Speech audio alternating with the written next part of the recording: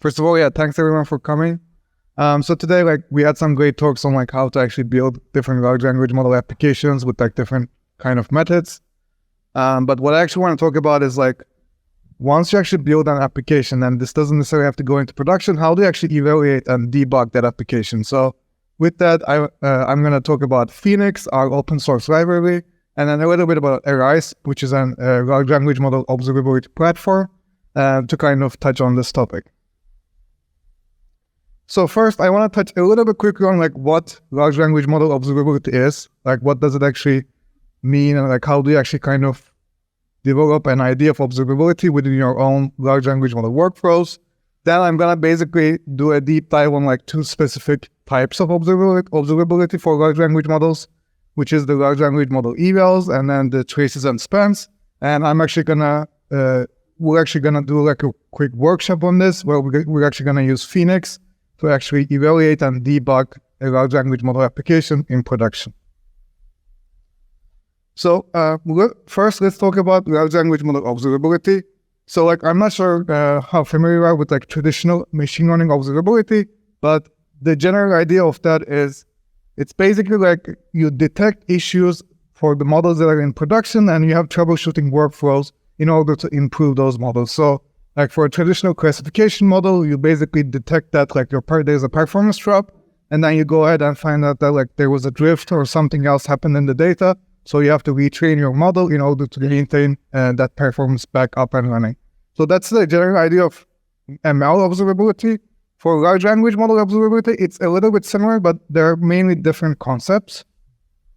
And if you look at the large language model observability space, we basically see the space categorized in 5 different pillars. And these 5 different pillars are evaluation, traces and spans, prompt engineering, search and retrieval, and fine-tuning. So I'm actually going to focus on the first 2 today, which is the evaluation and the traces and spans, but I want to quickly touch on a few of them real quickly. So evaluation is how do you actually evaluate a large language model that you built? How do you actually kind of measure the performance of a large language model? So I kind of want to talk about that, and we're actually going to do that today in our workshop. And the second one is the traces and spans. So how do you actually debug your large language model? So basically, when you actually build a large language model, using Gamma Index or LangChain, there's a significant abstraction layer. So you need to basically understand and have some visibility into where exactly, at what point the large language model application broke and provided hallucination or something else. So that's why we need some sort of traces and spans in order to debug your large language models. And the third one is probably the most common one, is the prompt engineering. So how can you actually iterate on different prompt templates?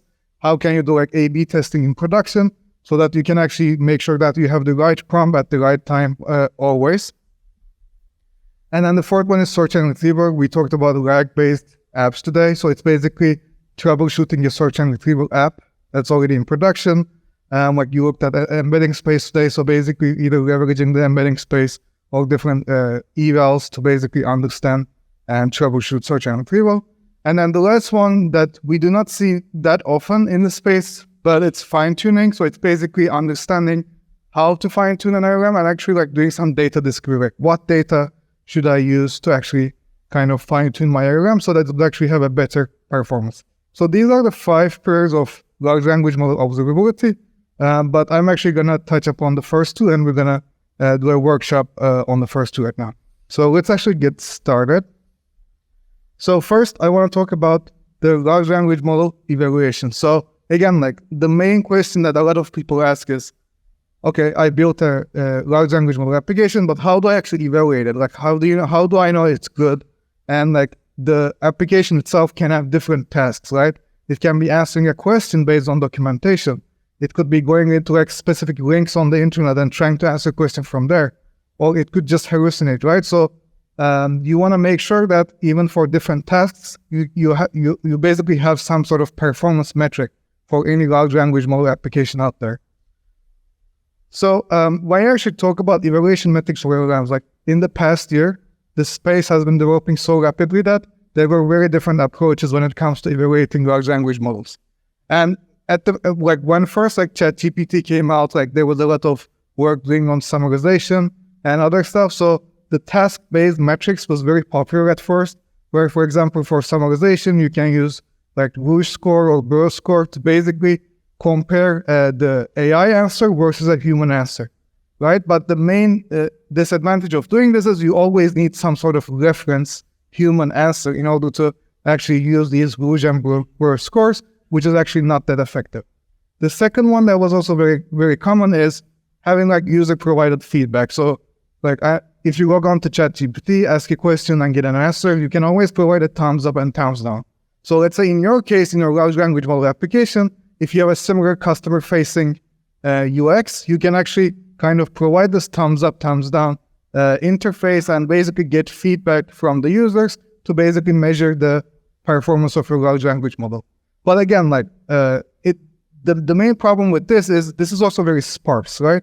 Not everyone actually uses the thumbs up and thumbs down button. Sometimes they just re-ask the question by iterating on the prompt, or they just quit the application. So there's actually no way of knowing when a user is frustrated, how they actually know. Maybe you can actually find out from the prompt or something that has been iterated, which actually comes to the first point, which is the LLM assisted evaluation. So this is actually kind of what most companies are working with right now, where they're actually using a large language model to evaluate another large language model. And this is very powerful because you're literally using AI, a powerful tool that you have, to actually evaluate basically a prompt and response. And now you can basically understand where and why your model failed. But if you look at this LLM assisted evaluations, there's actually significant problems.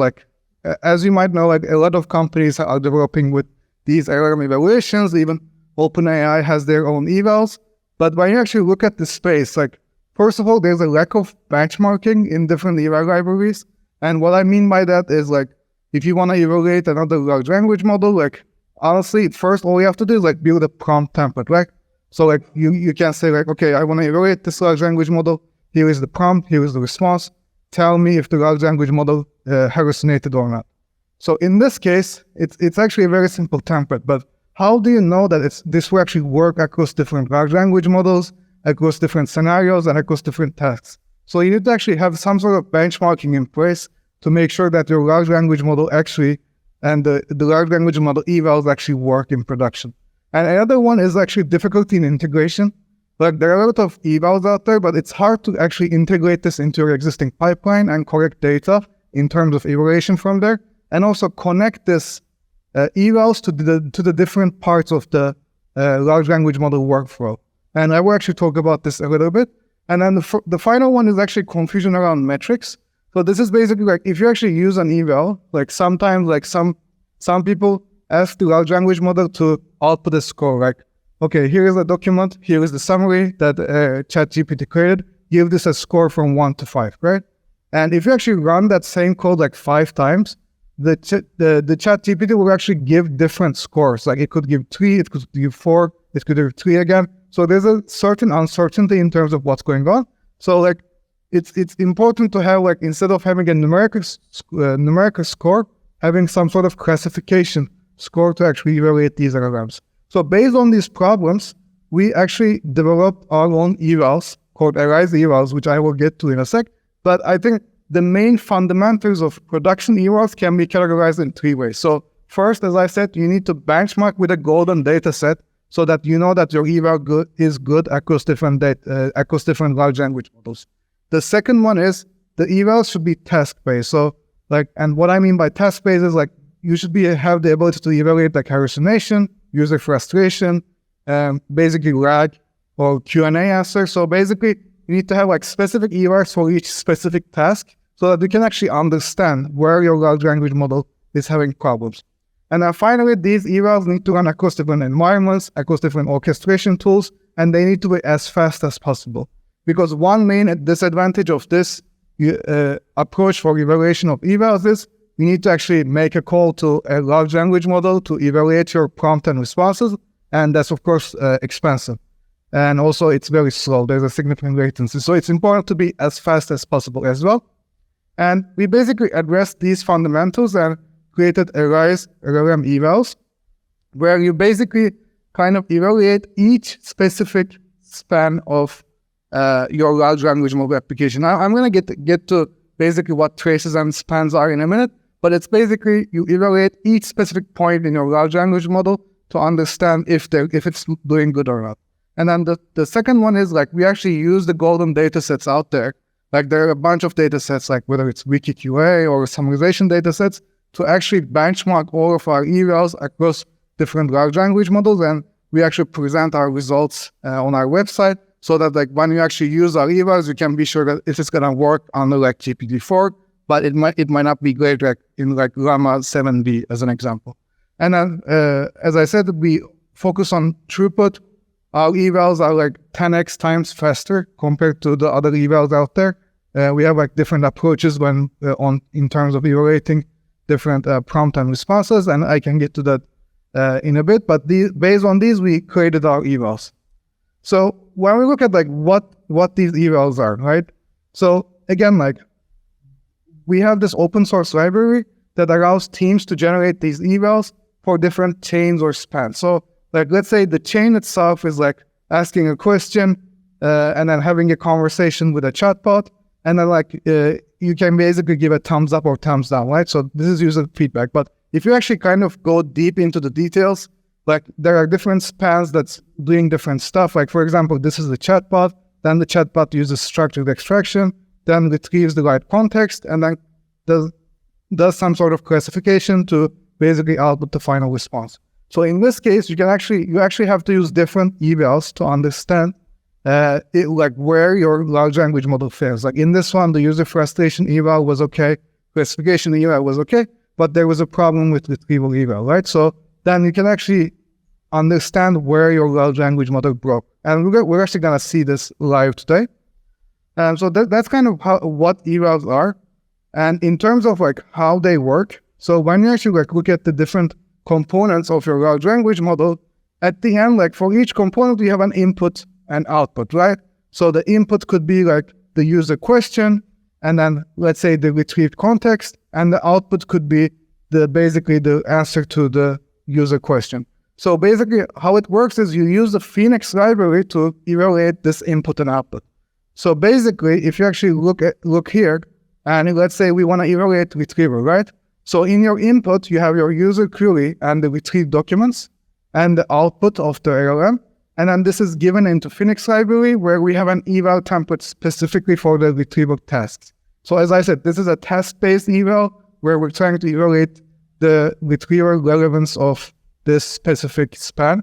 And here's like our main eval template, like you are comparing a reference text to a question and trying to determine if the reference text contains information relevant to answering the question. Here is the data where we give the user question, the reference text, and we basically ask the large language model, compare the question above to the reference text, determine whether the reference text contains information that can answer the question.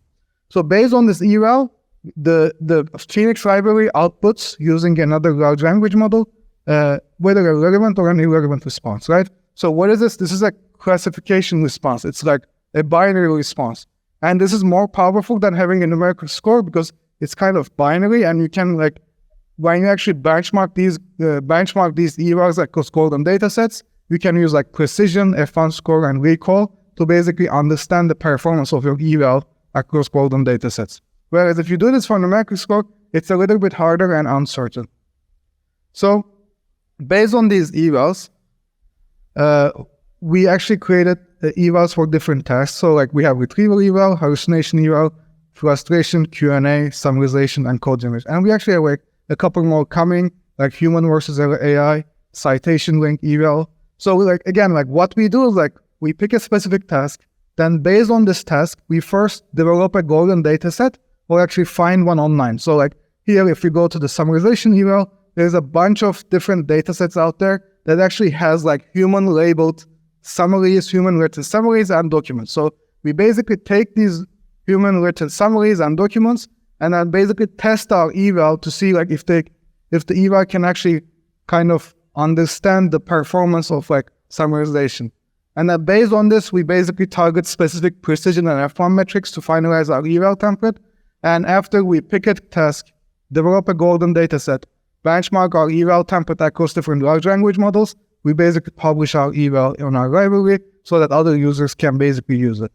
So that's basically how evaluations work. It's basically a framework to evaluate and measure the performance of your large language model apps in production for any specific type of task. So next, I kind of want to touch upon like traces and spans. So like first question we asked ourselves is, how do I evaluate my large language model, right? The next question is, okay, I can evaluate it, but how do I actually debug this in production? And that's where like traces and spans come in. So like, let's say you're building a Q&A of your docs using Llama Index.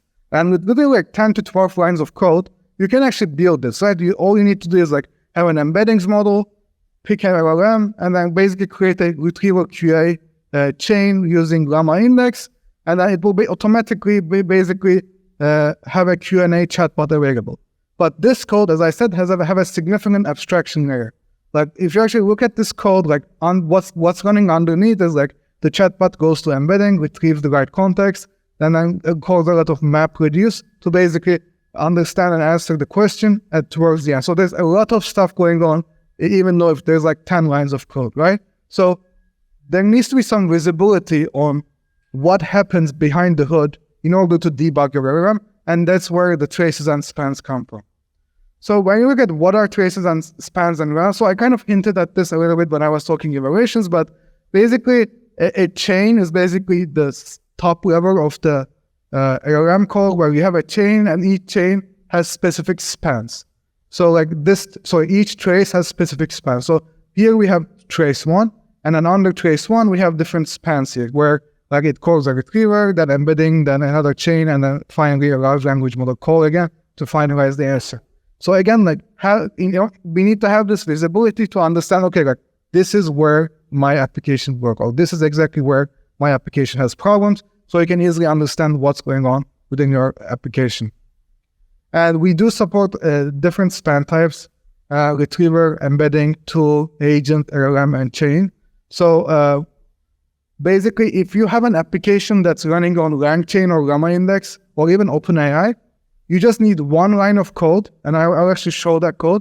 And after having that one line of code, our tracer, open inference tracer, will be connected, and you will basically have these visibilities for your application in production. And we'll actually do that today, so you're actually going to see it, don't worry. But it's basically having some visibility on this. So I'm actually going to get into these details. But again, like we try to support for all common spans. We have native integration to Llama Index and LangChain with one line of code. And our goal is like to provide tools to analyze not just the end result, like not just the main user question and answer, but the steps that happens along the way so that you can actually understand visibility around it. So like based on what I've talked so far, like let's say you have built an LLM app, you even have an eval tested, like ready to go across a golden data set. So like now what we're gonna do in the workshop is to actually like evaluate and trace this together, right? So like here, like you have different spans, like retrieval span, then you use our open source library, which generates an eval, and now you basically visualize this in terms of spans. So we're gonna actually kind of go through this workflow together today in the notebook. So I want to kind of, so we're going to do a Phoenix evaluation and tracing workshop real quick. So first of all, what is Phoenix, right? So Phoenix is our open source large language model observability library. It is more for like pre-production or like close to production environments because it runs in your notebook environment. You can spin it up in a Colab notebook, which we will do today, and it helps you detect issues and find the root cause. And the use case that we're going to do today is we're going to deploy an LLM into production and evaluate it and debug it together. And then here I have a notebook. If you want to follow along, you can use this link, and we have a QR code here as well. But we will also post all these materials after the workshop. So I would just say follow along using the screens. But if you want it, it's qrs.ly/6gffgzw. So that's basically what the link is. And if you actually click on this link, you will be directed to this Colab. So let me actually zoom in a little. So again, like in this Colab, we actually trace, evaluate, and analyze an application using Phoenix. So if you actually run this Colab, run just the first 2 cells, it's going to immediately open up Phoenix for you without building anything, just for ease of use. But once you actually go down, we even have the code on how to build a Llama Index application from scratch using some documentation, and then also evaluate and trace it.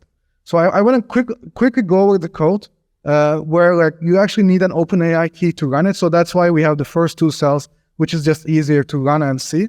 But if you actually look at the code, you just enter your OpenAI key, and then you use Llama Index using service context and indexes to create a query engine and ask different user queries to the Llama Index chatbot that we built. Again, like just 10 to 12 lines, you can build your own Q&A chatbot. But the question is, how do you trace and evaluate it, right? So this one line of code, callback handler, which is open inference trace callback handler, enables what I have been talking about so far, which is traces and spans. So basically, by using this one line of code in your LangChain or Llama Index application, you can immediately have visibility across your components of your large language model application. So after like creating this, you can actually evaluate the application using Phoenix evals. So we have some example code here, like we have specific eval templates that we run.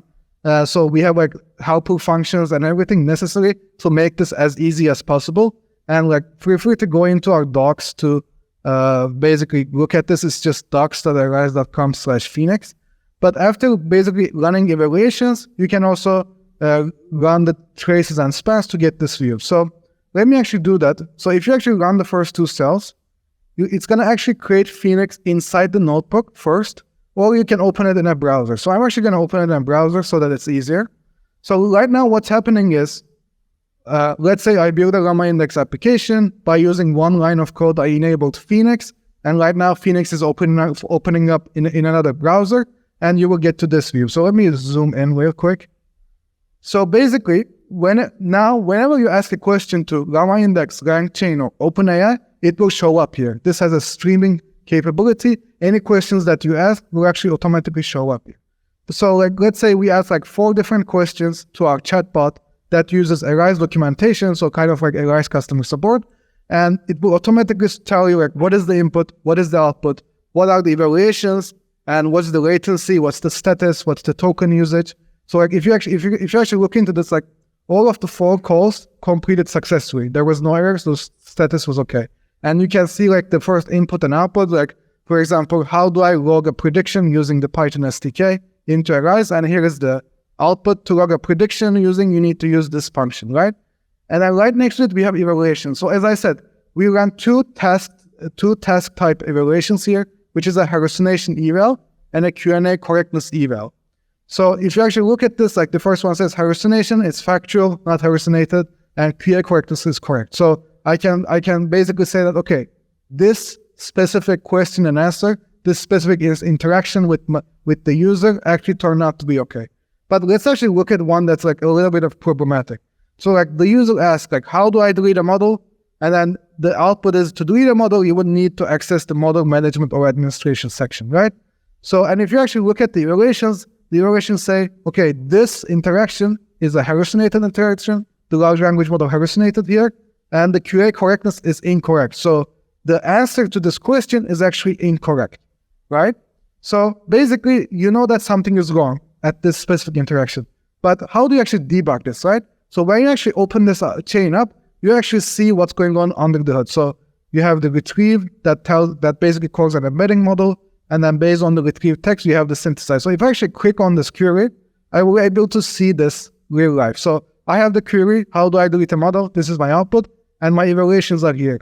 And what Phoenix also allows you is, it generates an explanation for these evals. So basically, hallucination eval tells me that this is hallucinated, and the explanation is the reference text provides information about navigating the custom metric, but it does not provide information on how to delete a model, right? So it even explains you why this specific why your large language model failed in terms of answering this question. So this is one big Q&A answer, but what we want to do actually right now is we want to debug and understand what went wrong here, right? So in order to do that, if I go into my retrieve function, I can actually see the retrieve documents here. And the retrieve documents, they're also evals run on retrieve documents for retrieval relevance. And you can see that the documentation that has been retrieved in order to answer the question is not relevant because they have a similarity score of 0 on these two documentations. So I can understand that where my application went wrong is retrieval. So it's not the large language model, it's not my embedding, it's the retriever. So what I can do is I can actually change my chunking strategy, look at how I chunk my documents or something else to basically see what happens to my model when I ask a similar question. And if you even go to embeddings, you have embeddings information, and that's same here as well. So you can basically see anything here in Phoenix, but the important thing is to actually see these explanations as well so that you actually have an idea of what's going on. And then at the end, finally figure out what's happening with your data. So that's basically how the evaluation plus traces and spans works with Phoenix. And first of all, this is again open source. With one line of code in a notebook, you can spin this up. And then this is also you can also see this in the notebook. As you can see, if it's easier for you, you don't have to create a browser, but this is how it usually works. So let me quickly go back to my slides. So before I wrap it off, in Arize, we actually have a product suite for large language model observability. So we provide an open source library called Phoenix, which I just showed you, in order to iterate in this notebook and to be open source. Oh, sorry. So we provide an open source application called Phoenix, which is basically it runs in your notebook. It's really easy to debug what's going on. But again, it's not for scale. It's mostly for pre-production phases. If you actually want to go into a production phase where we have thousands of user questions coming in every second, and you want to set up monitoring, you want to basically build stuff at scale, you can use our SaaS platform, which basically has most of the stuff in additional traditional machine learning observability to basically debug your large language models. So just want to show that, but I definitely encourage everyone to use Phoenix at first. We have example notebooks and everywhere in our docs.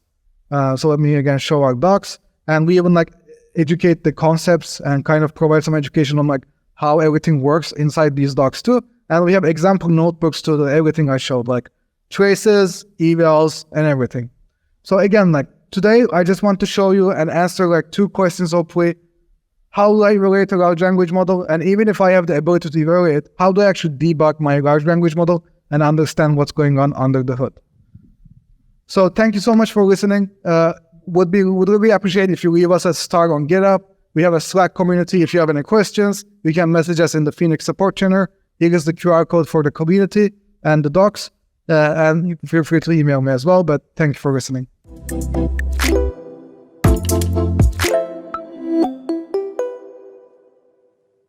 We try to benchmark our evals, hallucination eval, across a wide range of datasets that I showed. And most of those datasets contain topics from wide different specific areas called legal, health, or religion. So it might work, but if you're actually working on creating your own eval, we also support that, or Phoenix. You can basically create your own eval for a specific topic, and we actually walk you through the process. You choose a metric, you can use a golden dataset if you already have one, and easily build it using Phoenix and evaluate across different large language models. But to kind of give a quick answer, we tested our hallucination template here, and here's our results and everything, and the throughput. We tested across 3 to 4 different datasets that has a wide range of prompt and responses. So hopefully it does. I cannot say again, but you always have the option to build your own eval.